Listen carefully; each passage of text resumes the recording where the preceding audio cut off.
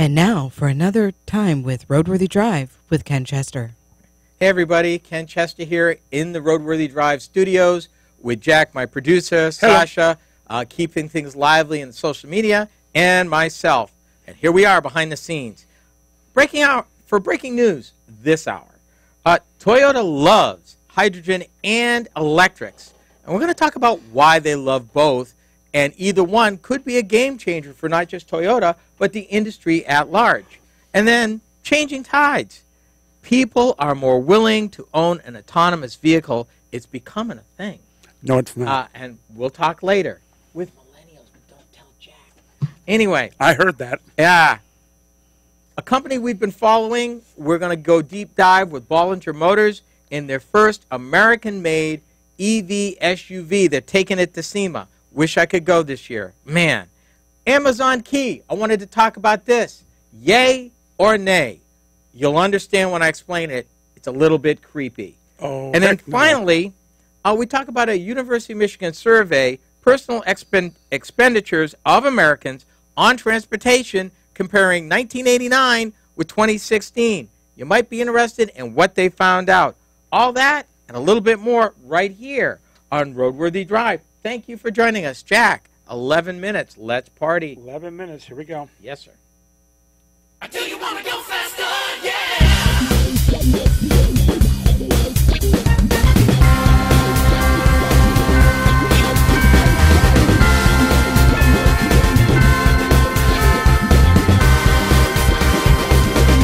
It's RoadWorthy Drive with Ken Chester. Ken loves talking about cars and automotive trends. And here he is, the automotive host with the most, Ken Chester. That's why they call me the talent. Thank you for tuning in to RoadWorthy Drive. I'm your host, Ken Chester. I prepared an information-packed hour for you, and we'll get right to it. But first, a little bit later in breaking news, Toyota loves hydrogen and lithium-ion batteries. While people warm to the idea of owning an autonomous vehicle, it's becoming a thing. During the second segment, I'm going to bring you up to date on an upstart American electric truck maker that we've been following. Their name is Bollinger Motors, and they're going to debut at SEMA this year, here in the next week or so. And then later, we sort of continue a talk from a few weeks back with the availability of Amazon Key. Me, I think it's creepy. I'll share it with you, see what you think.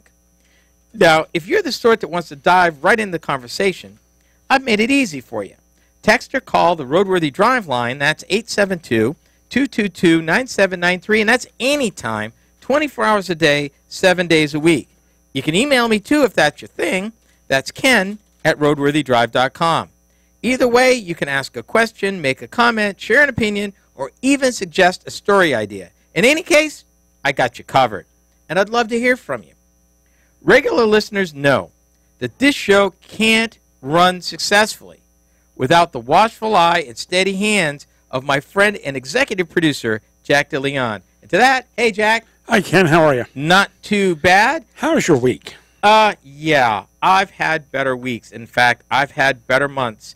And maybe in a future show, I'll talk about that. Yep. But, yeah, this is one of those months that if I had to live it over again, you wouldn't. I wouldn't. Yeah, this has been a nasty month. I totally get that. And by the way, I wanted you to know that we have taken your advice. Mm-hmm. That's scary. We have had taking my advice. We've had both vehicles checked.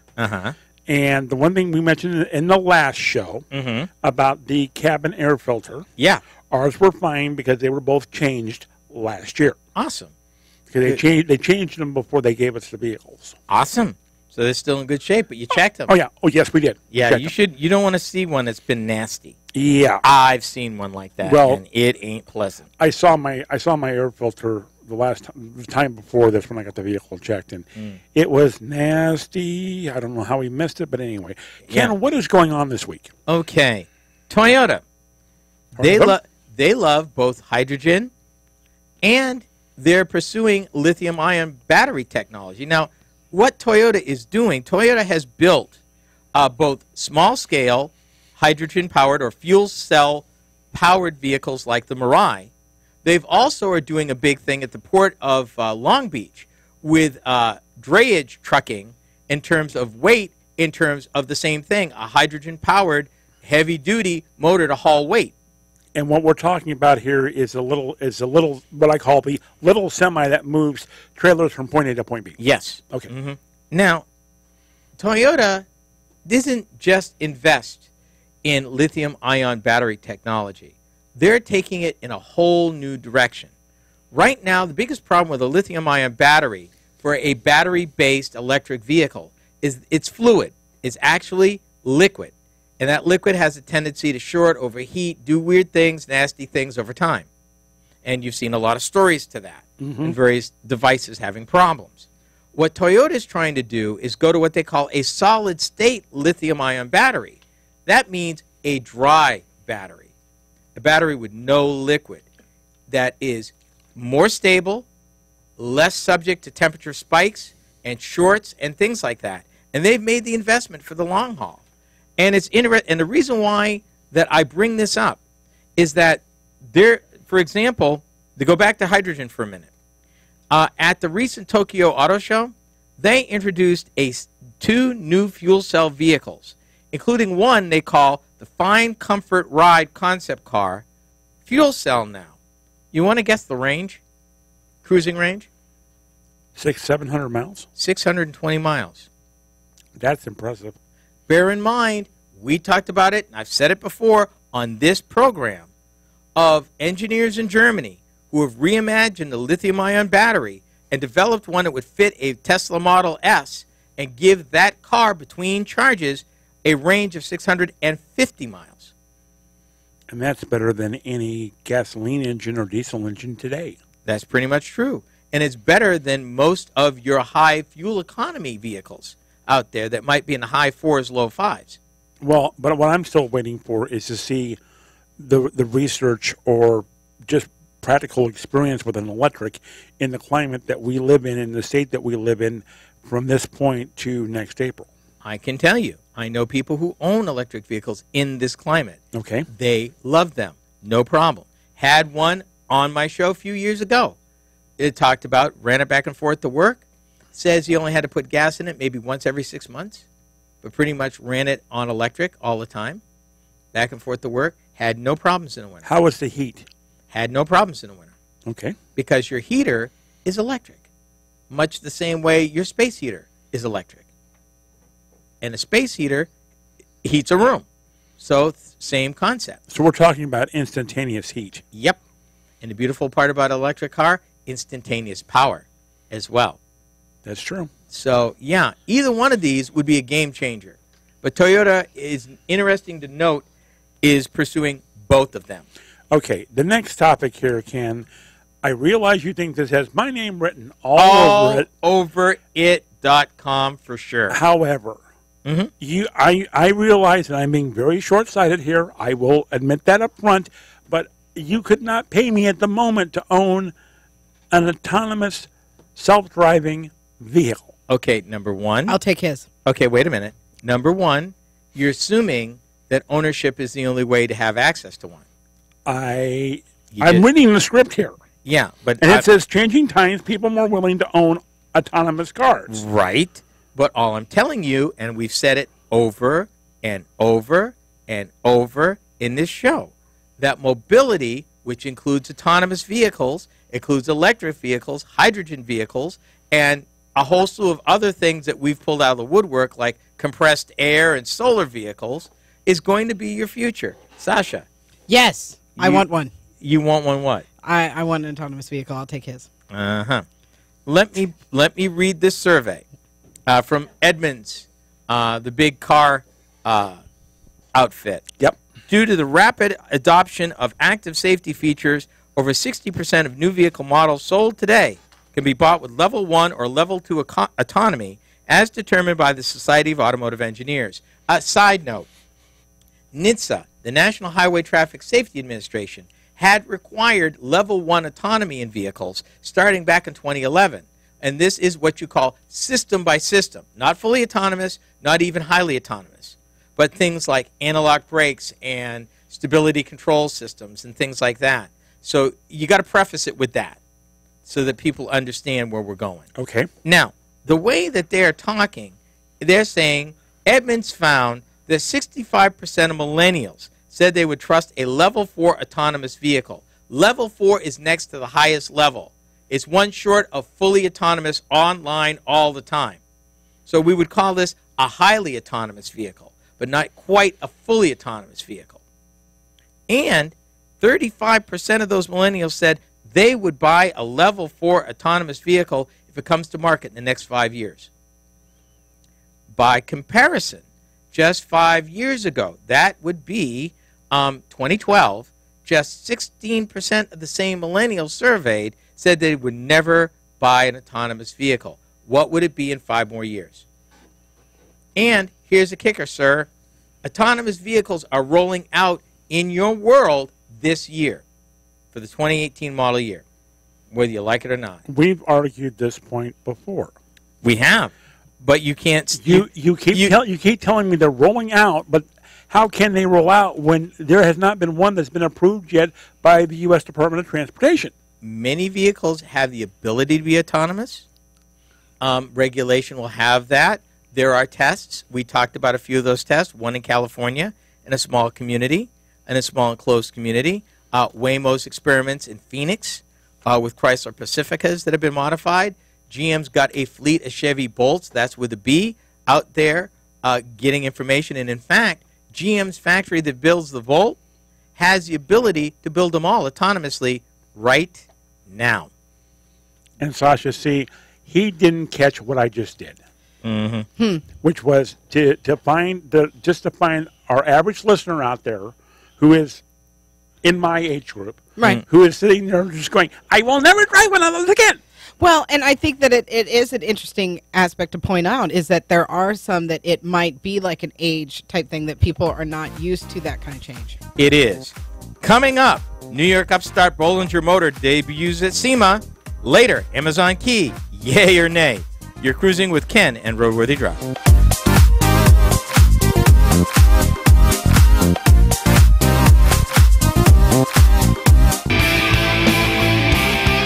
RoadWorthy Drive. Like us on Facebook.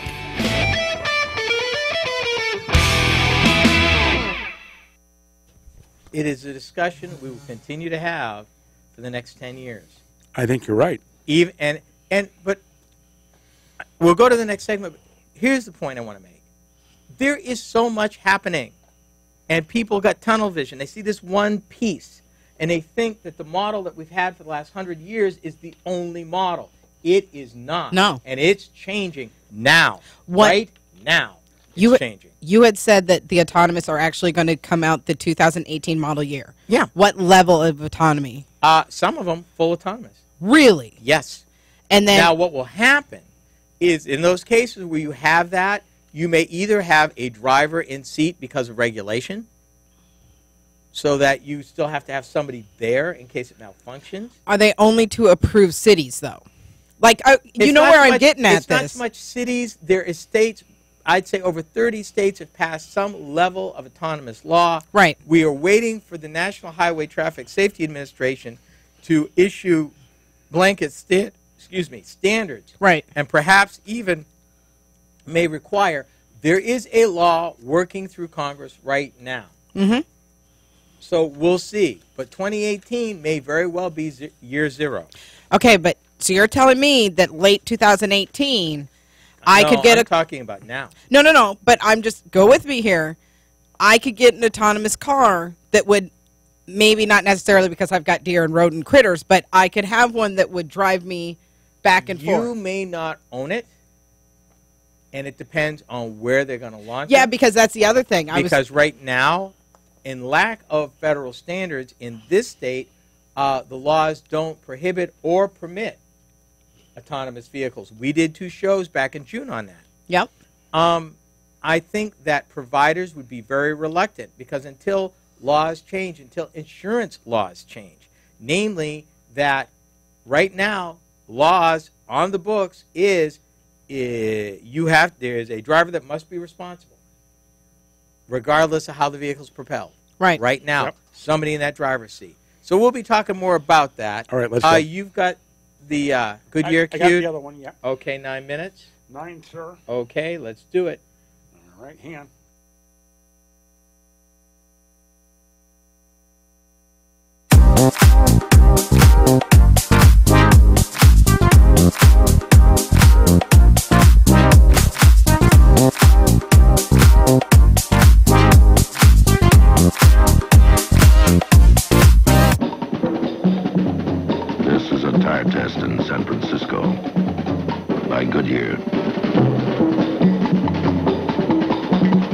Goodyear tires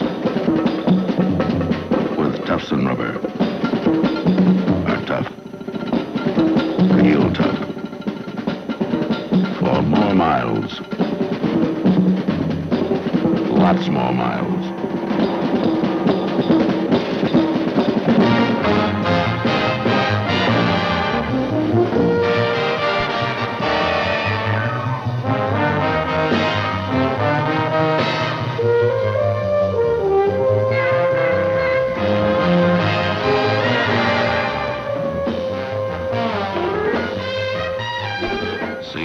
Goodyear men for Goodyear tires with Tufson rubber. Price from $9 plus tax and old tire off your car. If you're just tuning in, this is RoadWorthy Drive, and I'm Ken Chester. Thanks for dropping by. The SEMA Show, and that's short for Specialty Equipment Manufacturers Association, is one of the biggest trade shows not open to the public. I've had the fortunate opportunity to attend my first one last year, which also happened to be the show's 50th anniversary. I was hooked. Held inside the Las Vegas Convention Center, it takes almost 3 million square feet inside and outside to begin to handle it all. I was overwhelmed, and I was on the ground for like 4 days, 5 days. Still didn't see it all. According to the show, it is a literal love fest of small, medium, and large American manufacturers that offer all kinds of automotive equipment, accessories, and more. In recent years, some of the new reality car and truck shows that you've seen on places like the Discovery Channel have actually discovered their next stars at SEMA. Gas Monkey Garage and Diesel Brothers are two shows that come immediately to mind. Now, regular listeners know that we have been following and tracking several new American automakers in their attempts to develop, design, and build and market their new vehicles. One of these amazing stories is Bollinger Motors of upstate New York. That's Hobart, New York. And they are coming to SEMA for the first time. Now, if you are not familiar with the Bollinger B1, it is a very back-to-basics, fully electric, two-engine, front and rear, electric-engined vehicle with unheard-of versatility. In fact, they made this truck so versatile that even the owners can refigure it in a multitude of ways. It's pretty amazing. Now, why SEMA? Connections, visibility, customization, orders, and a chance of collaboration. Let me give you a quick story. Now, I was fortunate to be the guest of a auto parts supplier, DZ Manufacturing, who basically, they made their company at SEMA. They went to SEMA back in 1977. They went out to SEMA first time with a couple of products. They brought back from SEMA $1 million worth of orders. That is huge. Today, that company is a $300 million corporation. But it all started at SEMA with a couple of products and a credible order book. Imagine if you're Bollinger looking for that kind of boost, that kind of bump. Now, in fairness, when they've introduced their truck and they've opened it to orders, they already have in their order book 10,000 people who want to buy one. Now, in fairness, it's a non-fee reservation, and they certainly can back out. But the fact that you've got 10,000 people who've expressed an interest already for just a prototype that they're hoping to build in the next 19 months. Pretty cool stuff. Have the regulators approved that truck yet? I'm thinking that their prototypes probably work through, and it depends on the weight. If the weight's above 8,500, and I want to say this thing is not quite. Above 8,500, you're kind of exempt from a lot of stuff. This truck, they'll probably have to crash test and stuff, but it really depends on how many they build. In the United States, if you are a boutique manufacturer and you build, and I forget what the number is, I don't know if it's 10,000 or 25,000 a year, you're exempt from a lot of things. Okay. And I think Bollinger is going to be in that realm because they're not looking at building 100,000 trucks. They're looking at building like 10 or 20,000. Probably, yeah. Now, what makes this truck work is what they call an EV native chassis. In other words, They built this chassis, designed it from the ground up to be what it is. They didn't have to take an existing car or truck chassis and try to modify it to make this thing. They started with a clean sheet of paper. Now, it's boxy as all get out, and it looks very basic, but that is part of its charm, and that's the deliberation. It also lets you do some really funky stuff. It has a front storage area, and I'm not making this up. They actually call it, this is their name, not mine, the frunk. The what? Frunk. Spell it. Frunck. Frunk, as opposed to trunk. Oh. They've got a front storage place. Well, consider it like like your Porsches. Your Porsches have a front storage area as well as a rear. Or the old VW Bug. Mm-hmm. Same deal. Now, to describe this truck, it's a vehicle that incorporates a rugged, heavy-duty truck design with a classic three-box look that will resonate with contemporary and traditional off-road enthusiasts. This thing, by itself, just the chassis, weighs 295 pounds.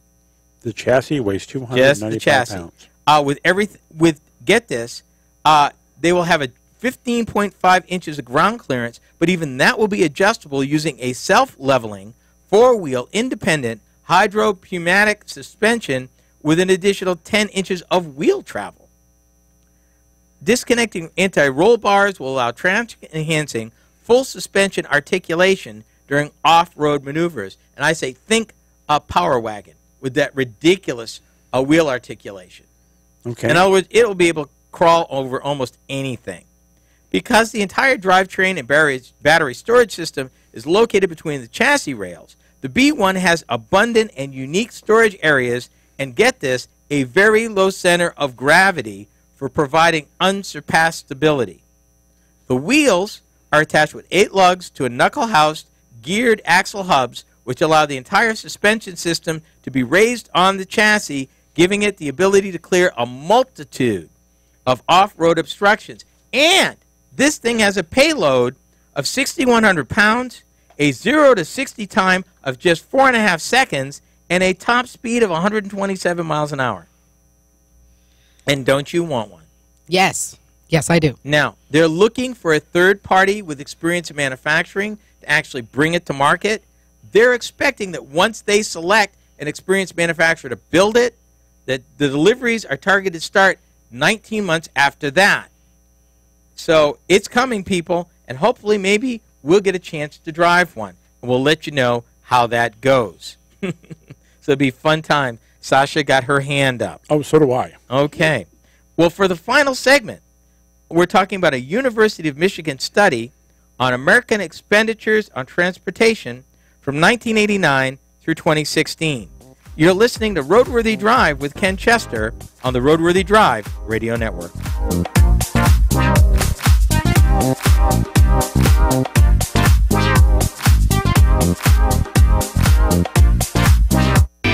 Go to RoadWorthyDrive.com to check out Ken's blog, listen to past shows, and the times when you can see the show on Facebook Live.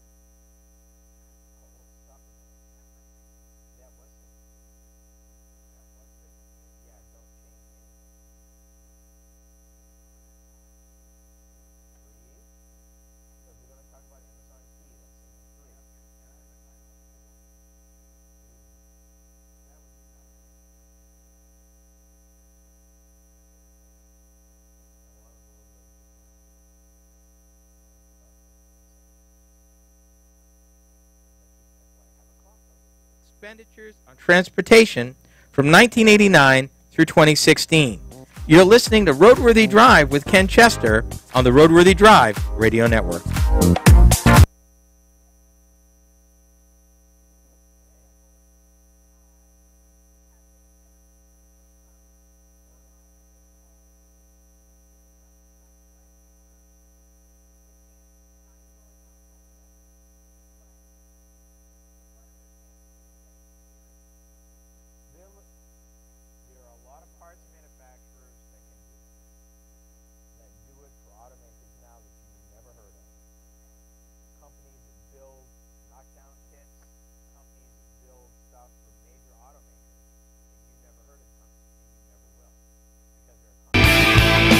RoadWorthyDrive.com is the place to keep up with the latest happenings with Ken and the show.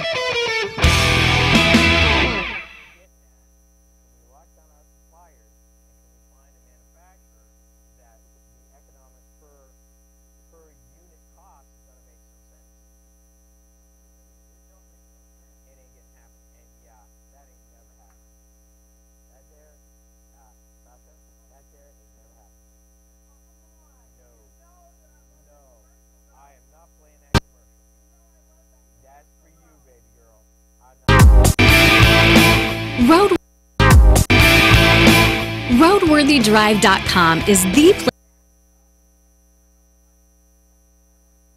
There's nothing. They're on. Thank you. Life. That's my favorite commercial, though. Ain't happening. I mean, that would have been perfect for that male chauvinist. No. We don't need hate mail. Has he played that one for you? No. Who was it? Goodyear? It's a Goodyear Double Eagle commercial. Okay. It's late. You have a flat. This flat needs a man. Yeah. Yeah, no. Oh. Yeah. No. Yeah, it's epic. No. It's epic. And she's out there on a lonely road, and of course, wearing this completely skin-tight dress and everything else. And she's in fact, don't you hear a coyote in the background? I'm telling you, it's perfect. It's absolutely hysterical. And I would be that chick because I don't change my tires. Aw.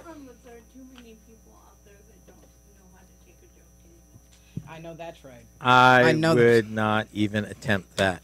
Wait, so segment 3, when you're ready. We found a commercial on of the Oldsmobile boats, right? The yachts that they used to, say was an automobile. And it was so hilarious because it's going through like all the things, and you could keep up with Mrs. Jones in your brand new 19, and it's showing like the Buick 220 Electra 225 with the vanity mirror, so that way you can make sure that your looks were point on when you get out of your luxury vehicle. Front wheel drive e-body. Okay. Just saying. Here we go. 9 minutes. 9, sir. Mm-hmm. Here we go.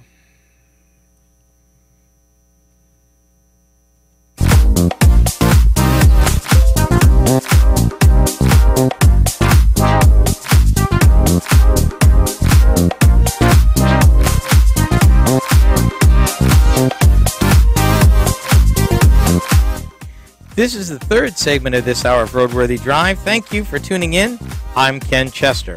If you're one of those that need or want more than your fair share of the road, then be sure to check out our show website. That's www.roadworthydrive.com.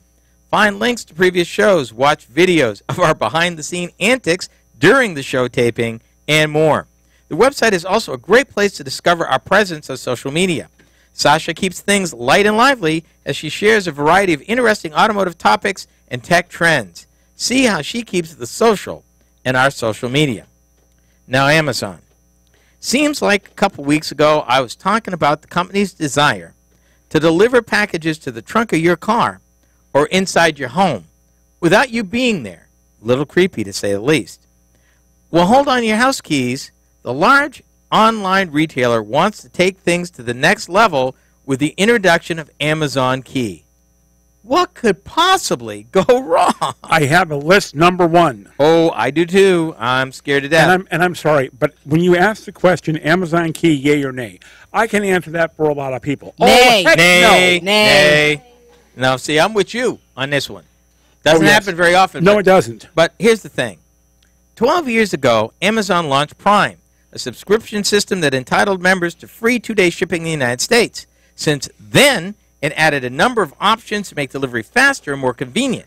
Prime customers could get same-day delivery and drop off within an hour or two on some items. Of course, customers ain't always home to receive their packages. So then, Amazon started putting lockers in nearby convenience stores and building lobbies. It even showed off drones that could drop your package right onto your backyard. Now, this piece says the obvious step. I say the creepy step. It's taking the obvious next step and introducing a service that will allow Amazon couriers to open your front door and put a package safely inside your home. Yeah, what could go wrong? No. I'm sorry. Nobody's getting access to my house. Wait. Let me ask you a question, though. Sure. Okay. Are they talking about opening up your door as in the electronical where they send a text message saying, I'm pulling down your street, you unlock your front door from your phone? No. Or are they saying physically they've got the key? Hold on. The service is called Amazon Key, and it relies on Amazon's new Cloud Cam and compatible smart lock, Internet of Things. Hello, somebody. Wait a minute. The camera is the hub connected to the Internet via your home Wi-Fi. Okay. The camera talks to the lock over Zigbee, a wireless protocol utilized by many smart home devices. And didn't they have a major hack home device about a year ago? Yes, they did. Ovens at 400 degrees, people locked out of their houses, all kinds of crazy foolishness. Dogs and cats living together, yeah. Sheep flying, I don't know. Or was that pigs? No, that's pigs. Yeah, sheep, Anyway, when a courier arrives with a package for in-home delivery, they scan the barcode, sending a request to Amazon's cloud. Their words, if everything checks out, the cloud grants permission by sending a message back to the camera, which starts recording. That's one camera, by the way, just so we're clear.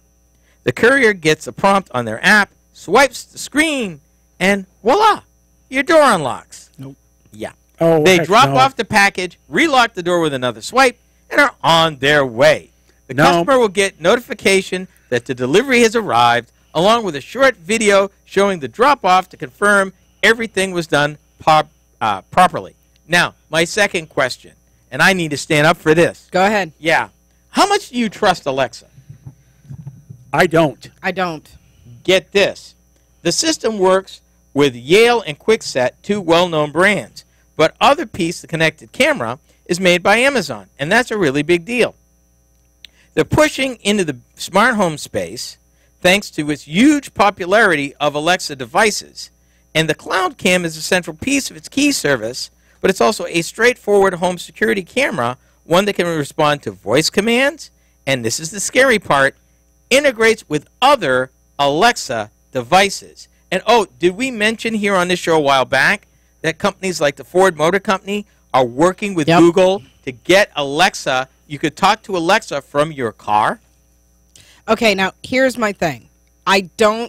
If I were to, let's say they pulled up in front of my house, right?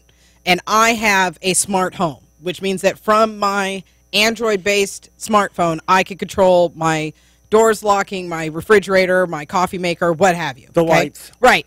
Now, if they were to send me a text message and say, I'm pulling up to your house, and I see them via my security camera that's right there on my front porch, and I unlock my front door, and then I see them put it in, they leave, I relock it again. I'm okay with that.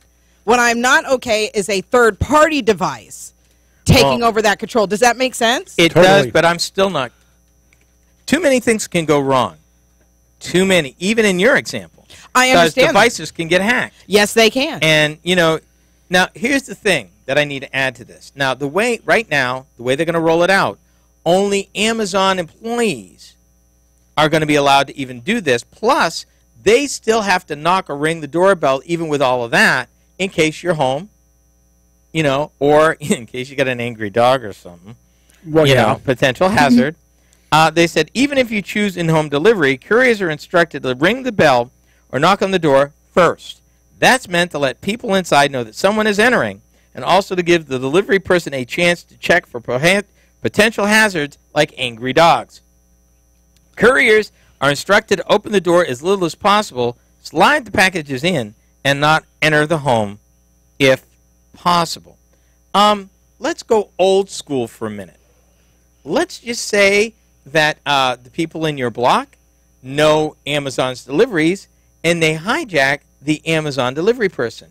Put on their cap, got the codes, and instead of putting stuff in, they're robbing homes. Yeah, but that doesn't even seem feasible, because that audio, the minute that door closes, okay, it sends that video to the orderer. And you're telling me if they went that far, they wouldn't have a jamming or looping device to fool the camera? I think you're giving them too much sophistication. Right now, people are snatching packages off the porch. Yeah. Even with video. Yeah, but they don't know that they're being videoed. I know, but they don't care. Well, but the whole thing is, you look at, I will say the name. And Careful. This is not an endorsement. Careful. But everybody wears one that's married. Okay. Yeah.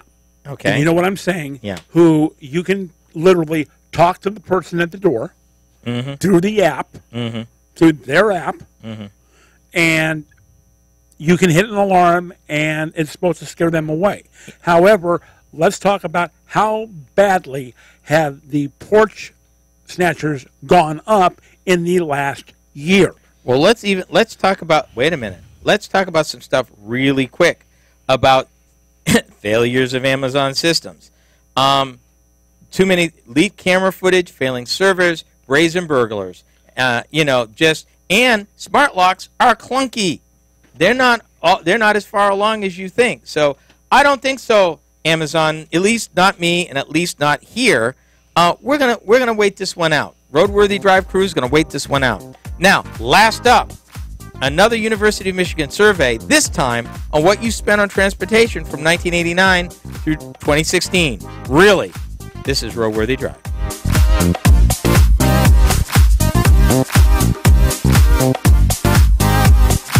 Do you have a question, idea, or comment for Ken? You can let him know by calling 872-888-9793. 24 hours a day, 7 days a week. Leave Ken a voicemail message or a text.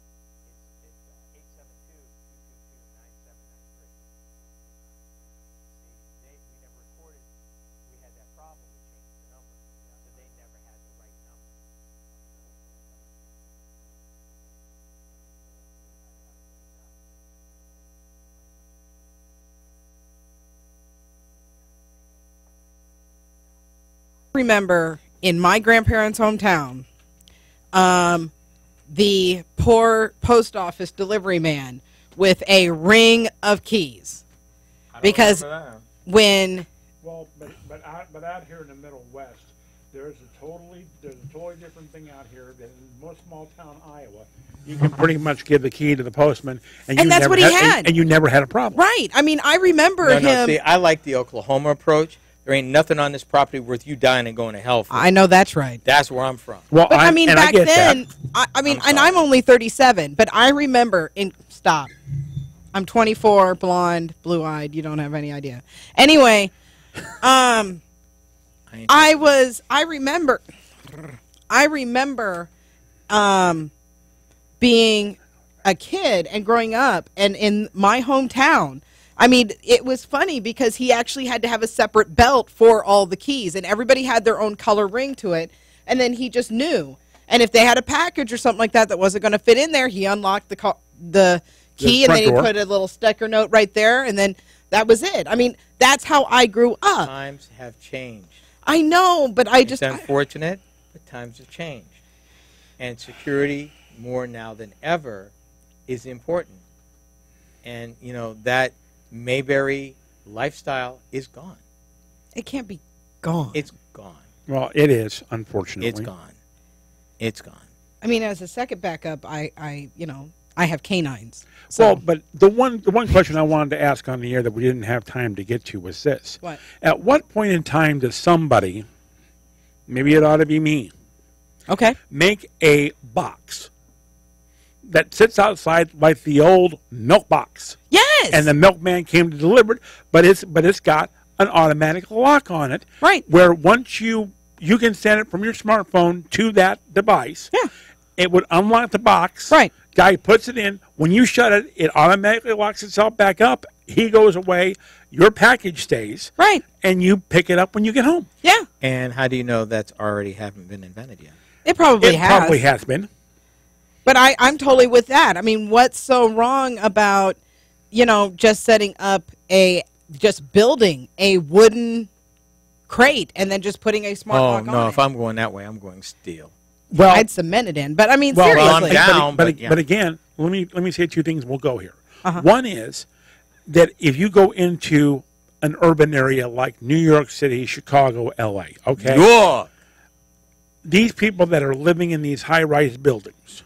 Yeah, but they've got a building soup that will take the package. Well, no. Well, Not always. Not always. What they've done now is that they've literally had to make a room in the building where all the big packages that will not fit in that mailbox Okay. all go to. Yeah. You were told when you go to your mailbox, you are given a key to that room. Mm-hmm.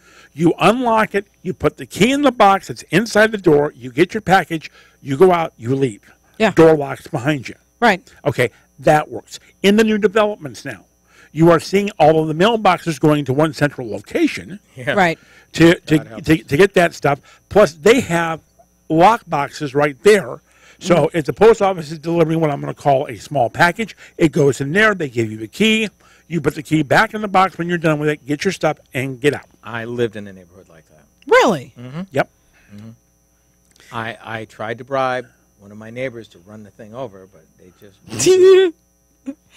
Yeah, I have not lived in a neighborhood that actually had I have not lived in a town where we have had a mailman in over 12 years. I have to go to the post office, which is why like maybe twice a month I check my mail.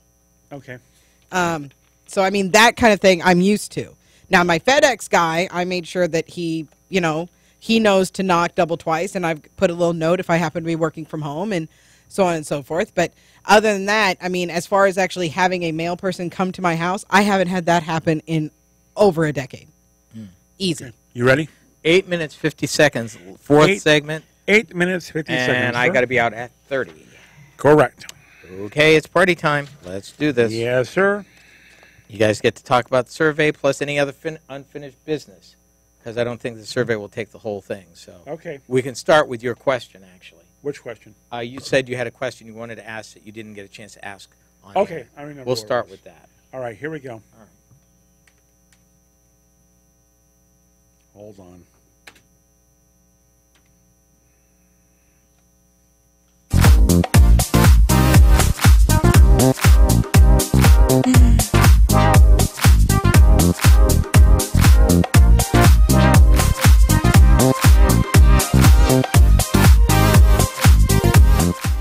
If you're just tuning in, this is the fourth and final segment of this hour of RoadWorthy Drive. Thank you for joining us.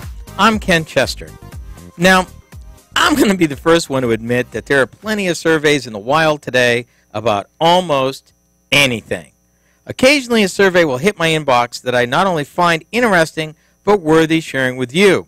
Now, I got a recent survey, we're going to get to it in a few minutes, from the University of Michigan that I found to be worth talking about. It compares the personal expenditures of Americans on transportation, comparing 2016 with 1989, and it's interesting. I want to get there, but I understand that my executive producer has a question left over from our last segment. Yes, I do. What's on your mind? We can solve this problem very simply, and I'm sure somebody's already come up with it. Maybe, maybe not. What's your You on your mind? build a steel box like a milk box that most of us had. Or a Faraday box? Well, that too. That automatically has a lock that's tied to your cell phone, that when the package guy shows up and you see him on whatever device you've got that's got your front porch on it, like a camera and two-way conversation, where he goes, FedEx here, I have a package for you. Would you please unlock the box? You unlock the box. He lifts the lid, puts the package in it, closes it down. It locks. Problem solved. Because the one thing that I can tell you is I had a friend that had started a company, and he got his first set of checks from QuickBooks because he was using QuickBooks as his bookkeeping program. They stole his checks. Oh, no. And you want to talk about a hassle? He finally had to have that account closed, and he had to open up another one. Oh, yeah. That'd probably be the first thing I'd do is close the account. Oh, yeah. But again, like I said, thievery on porches, no matter what it is, whether it's computers, clothing, whatever, is getting so far out of control. Right. Okay, so let me ask you a question. Sure. What would you, if you were going to buy a box like that, what would you pay for it? What would you be willing to pay for it? I'm just curious. I mean, and I'm going to say probably someplace between $200 and $400. I'm going to say probably 18 by maybe 14 by maybe at least 6 inches deep. Yep. Okay. What happens if they bring you packages bigger than that? Then I would tell them take it back with them, and I'll go down to FedEx and I'll pick it up myself. Okay. Yeah. What would you pay for something like that, Sasha? I was thinking the same thing. I mean, I was thinking like one of those storage things that you can find at Menards or any, home. Well, I like the part of it being connected to an app that notifies you and that you're able to lock it.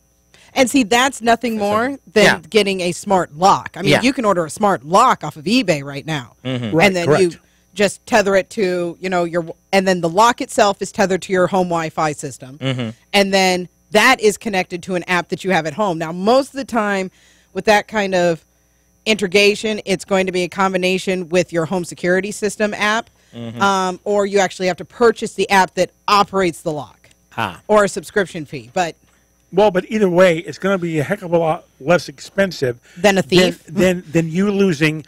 Okay, let's just say you spent $400 on clothing. Yeah, you just paid for the box if that got stolen. Yep. Yeah. Well, and you're not out the $400. Well, and even if you get insurance on it, it's still a hassle.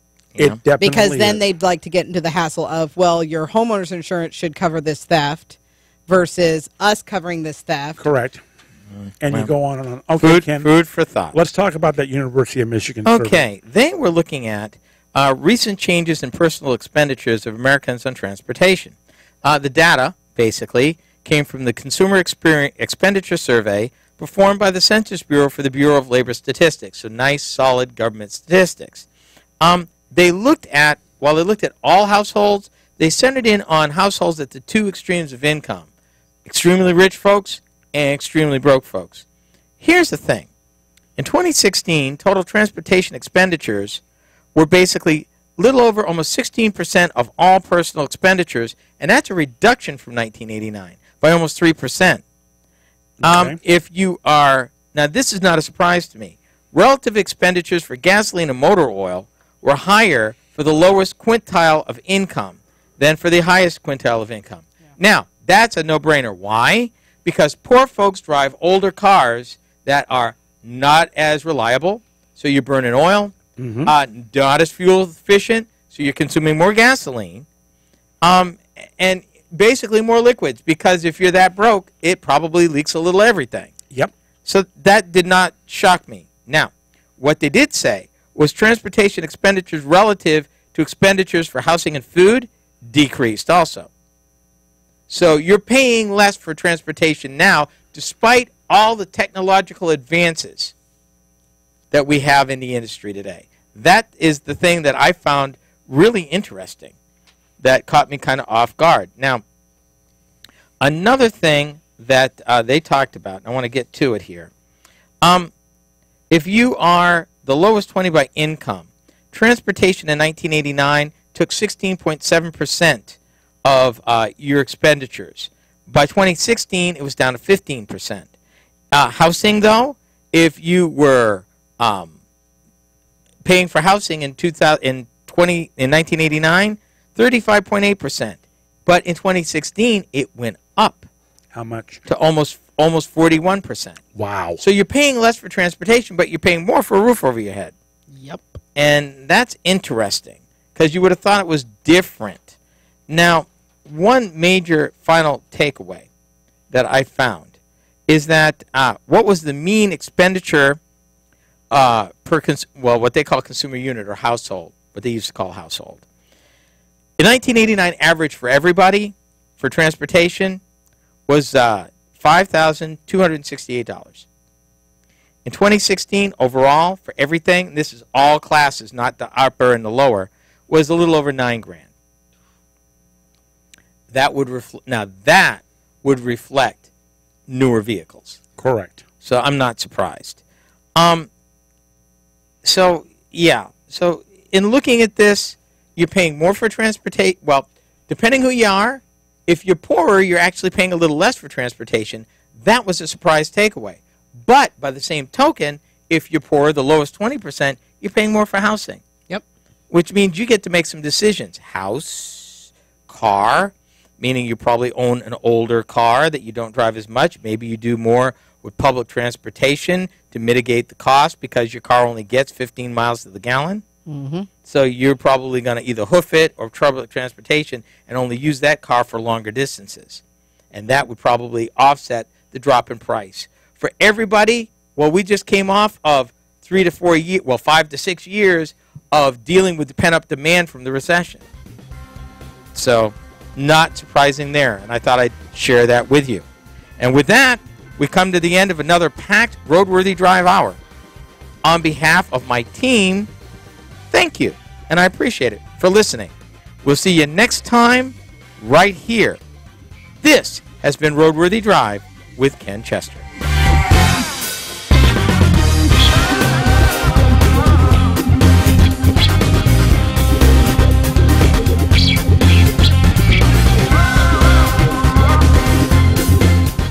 Roadworthy Drive with Ken Chester is a copyrighted presentation of the Roadworthy Drive Radio Network.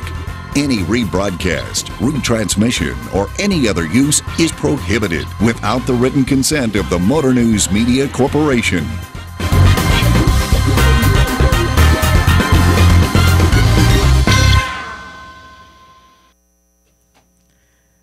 As always, we have more conversation than we have time to share, but we've come to the end of our hour.